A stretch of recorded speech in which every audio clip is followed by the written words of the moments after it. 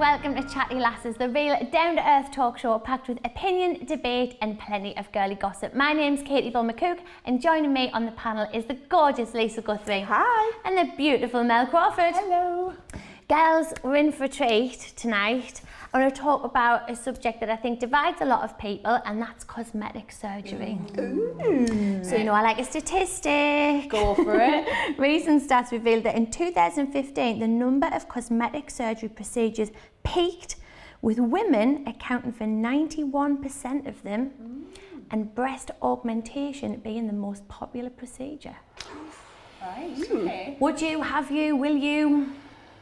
Are we talking just the boobs, or are we talking about anything, anywhere else? anything. I couldn't imagine the needles, but I'm quite happy with my small boobs at the moment. They're fine for me because I wouldn't fit into my dresses if I had any bigger ones, so they're fine. The one thing I would say I would get once I've hit, I'd say about 35, or it depends how many lowdown episodes I do, Botox. I've never had it. Last time in my 20s, I've never had Botox. I need to sort this out. I don't know whether to take that as a compliment or not. Like, You've gotta just thought try my it. wrinkle It's cream was amazing. working. Not so much. Yeah, I would just have, but then I'd be frightened of because you've got to get it so often.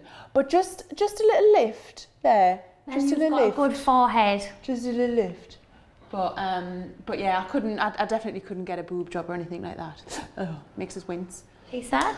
So when we're talking about things we've had done, we're talking about more under the knife. Are Anything we? you like, anything that you've done to physically Where do I change your start? appearance. Make a list. Right, hang on. How long have we got? Right, let's go. Botox every 3 months, lip filler every 6 months to a year. What else have I had? The eyebrows Tattooing, eyebrows tattooing, eyeliner tattooing, lip tattooing. And that's probably... It's going to have to be an hour-long episode. That's gentle, So I you've got think. tattoos on your lips? Yeah. But I know I do have a bit of gloss on tonight, but that's to get them. But if I just go au natural, which I do, I know you don't believe me, but I do with no makeup, it's nice because then I have to have like a bit of an outline on my lip. The reason why I got it done is because I felt that my lip just was the same colour as my skin, like my tone. They weren't like, I didn't have like a pink lip or a red lip. Just like an all over smudge. I want it to be like Snow White. It's just like I didn't have a mouth. I just had these teeth. Where Definitely does it got stop? Like, would you have anything else done? Would you consider anything Yes, else? would I have stuff done? Okay, what would you have done? Right, so I breastfed both my boys. I would have a bit of a baby lift maybe because they've gone a bit droopy. They're not bad. They're like they're small and like you said, they fit in. I wouldn't go like big or anything where I can't fit into stuff. I would keep them small, but I would just make them a little bit more rounded, a little bit more up here. What else would I have?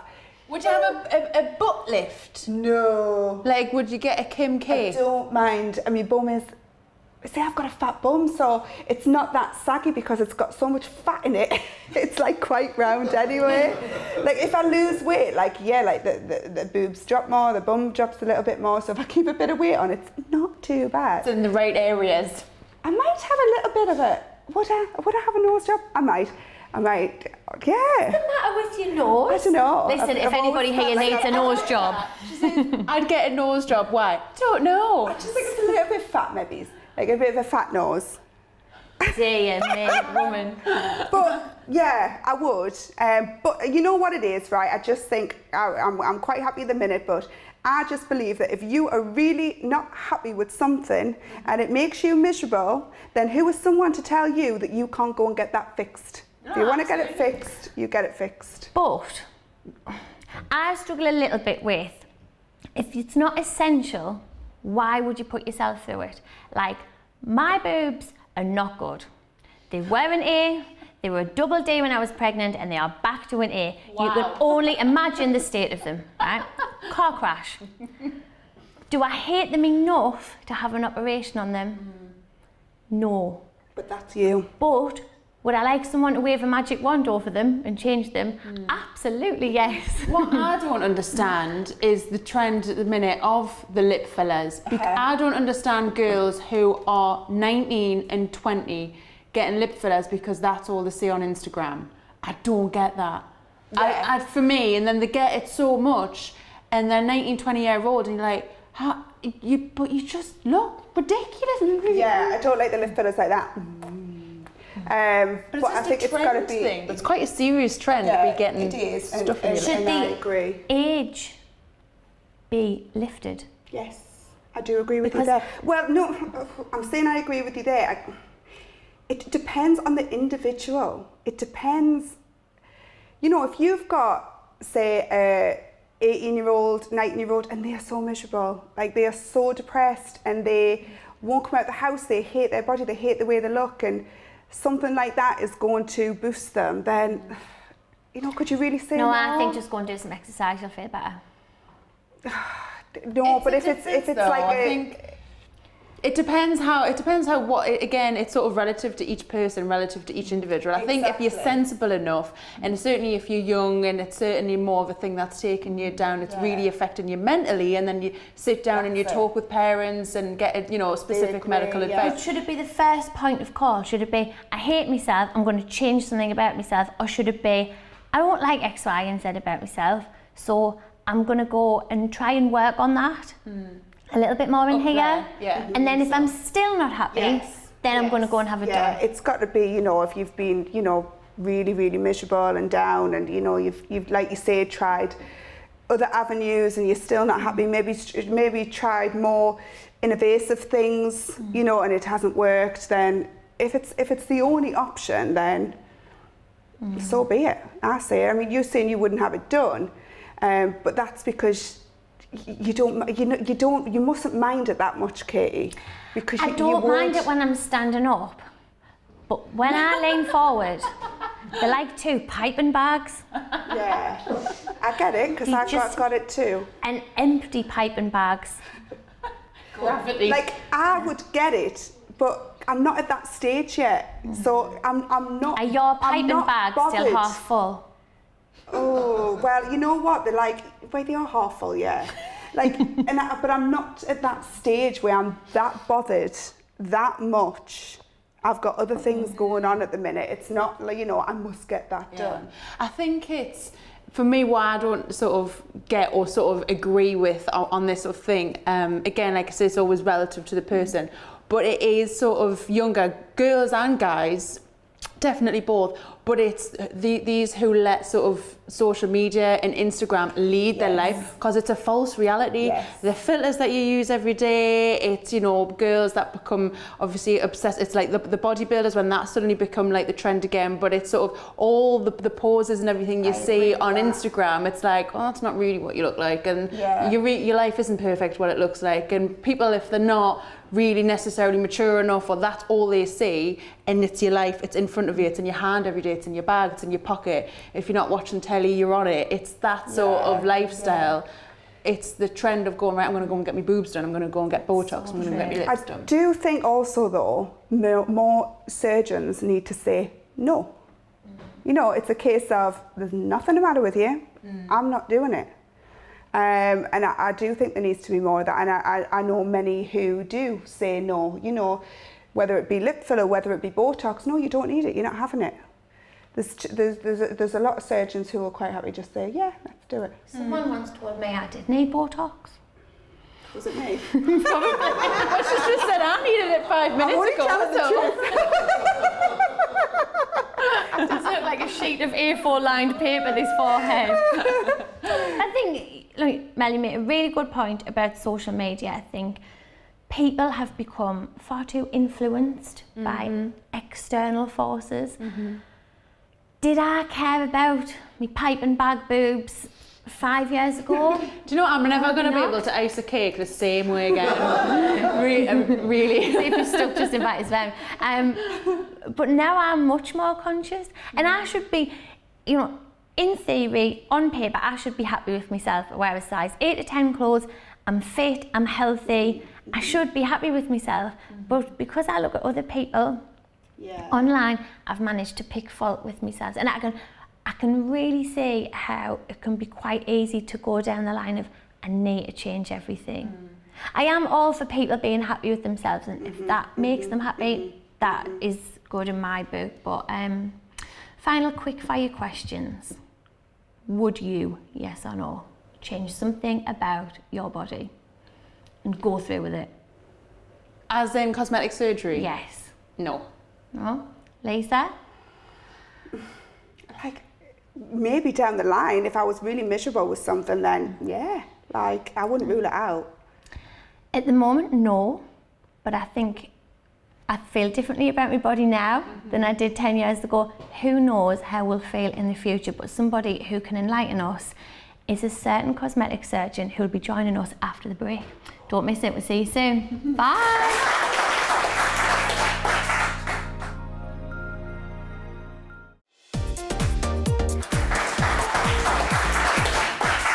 And welcome back to Chatty Lasses. Now, before the break, we had a very divided opinion, didn't we, ladies, on cosmetic surgery. And here to clear all of that up is Dr. Dutta, cosmetic surgeon. Welcome to Chatty Lasses. Thank you.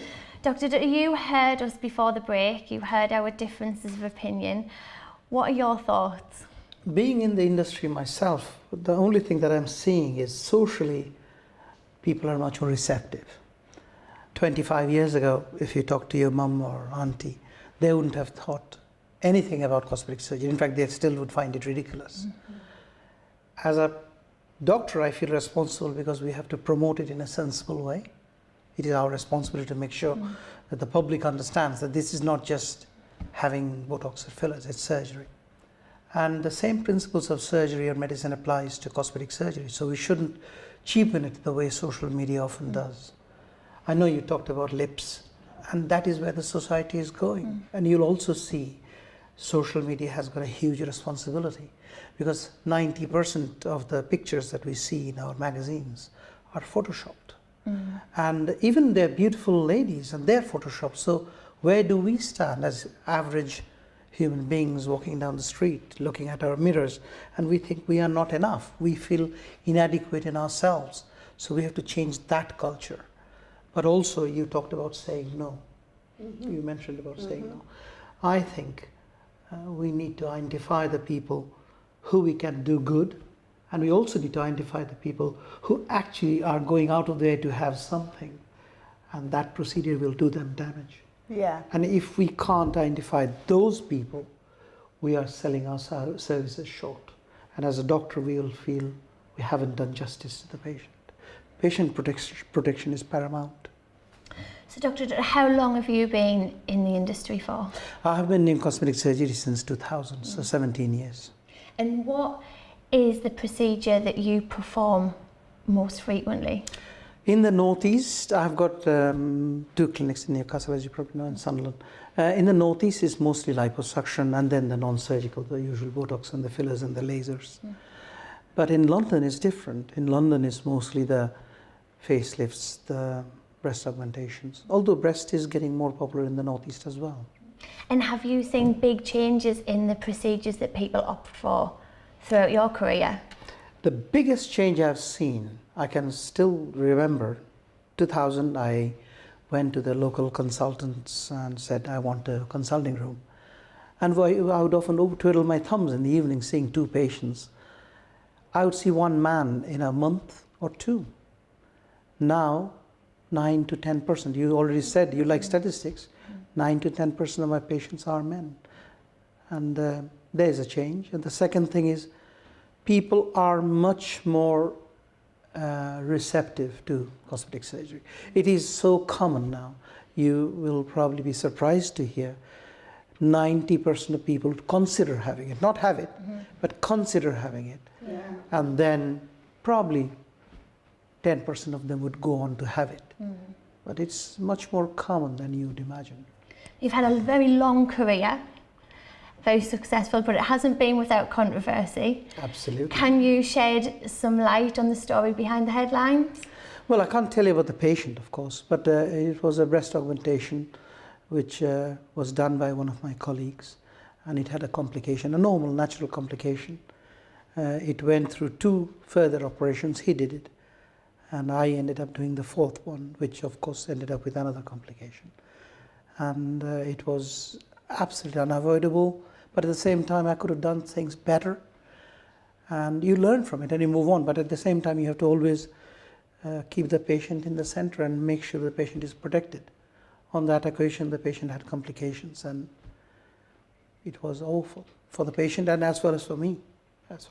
Is it a risky business? Is it, you say people are entering into it much more readily now than ever before, and much more, it's on their radar more than it's ever been. Absolutely. Should people still be aware of the risks associated with having a cosmetic procedure? There are 2 or 3 good things are happening which you probably wouldn't know. One of them is that General Medical Council, the Royal College of Surgeons, they're already looking at, and even the Department of Health, are looking at how to make the industry safer. You would know that there are many, many clinics who just, you walk in and you can have what you want.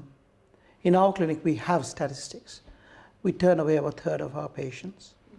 We have a questionnaire which is about 21 pages, and 2 of them are dedicated to life events, history, depression.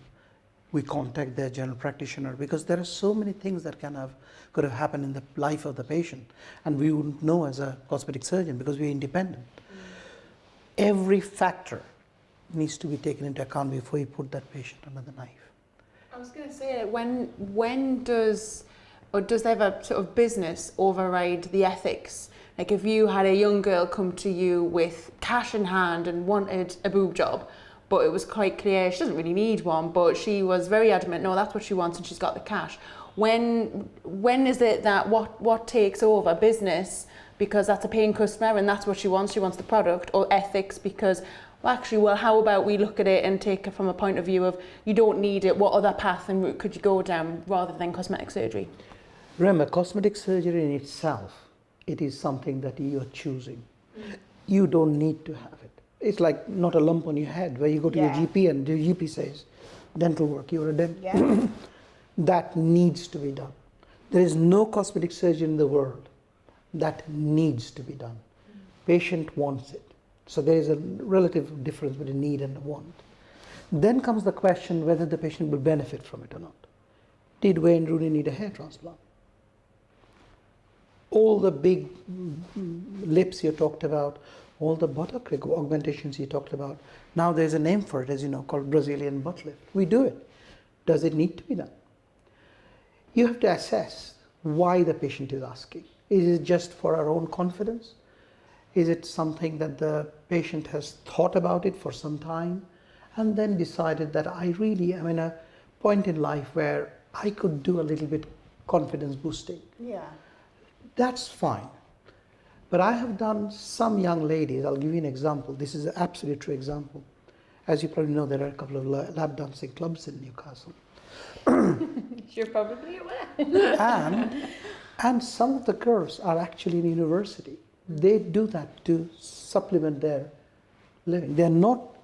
They're from reasonably good families, and we shouldn't judge them. What I'm saying is they're doing it just to support their education.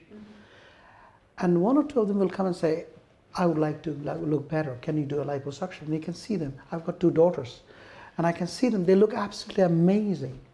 And the thing they will say is, if I don't have a little bit better looking tummy, I'll get 2 dances less that night. And where is the judgment call here? Would you allow your own daughters to have cosmetic surgery? Well, I can't talk about my daughters per se, but if they felt that needed to, yes, of course. Because it is something that I would not encourage them, but if they felt they needed it, I wouldn't stand in their way. That's the way I look at it. But the society is different, think about it. We can now go and have our eyebrows changed, we can have our lips changed, we are having, people are looking at other people in a very critical way. You're going down the London tube, you're looking at people, oh, he could have had a little bit better look, like you said, you could have. You should have a bit more. So it's... I'm only messing with that, I'm only messing. It's that we are judging each other all the time. And that didn't happen. You were happy to see your grandmother at a christening, even though she had a few hairs sticking out or didn't look that presentable, but you were happy grandmother came. If grandmother came today with a few hairs, people wouldn't just... I take the wax bucket when I go and visit my grandmother. I'm not sitting looking at that when we're having a conversation. It's like, sit back, plug it in, right, come on. But you understand what I'm saying? Is that people are judgmental to our own near and dear people. Before, that didn't exist. And in a nicer way, we are much more affluent than what we were 25 years ago. And society has changed, people are much more receptive. And the question is, why not? But we must remember, patients' interests must be protected. We fall short sometimes, but at the same time, we need to correct it. We should be there for the patient. And side effects happen, and we need to just make it right as much as possible. What's the craziest thing you've been asked to do? We had a lady who had 3 children, and then she wanted about 5 or 6. I have done extreme makeovers, so I've done 4 or 5 operations on one patient with a full team. I don't think that's sensible. That's my personal. Although I've done it. I've done. I mean, it was on TV, so I've done Jade Goody's mum on TV with a full team. I wasn't the lead surgeon, but I was part of the team. But at the same time, those sort of surgeries shouldn't happen. So the message is, girls, it's got to be sensible, hasn't it, Dr. Dutta? Absolutely. Thank you so much for sharing your knowledge with us, and make sure you join us again soon for another great episode of Chatty Lasses. Bye!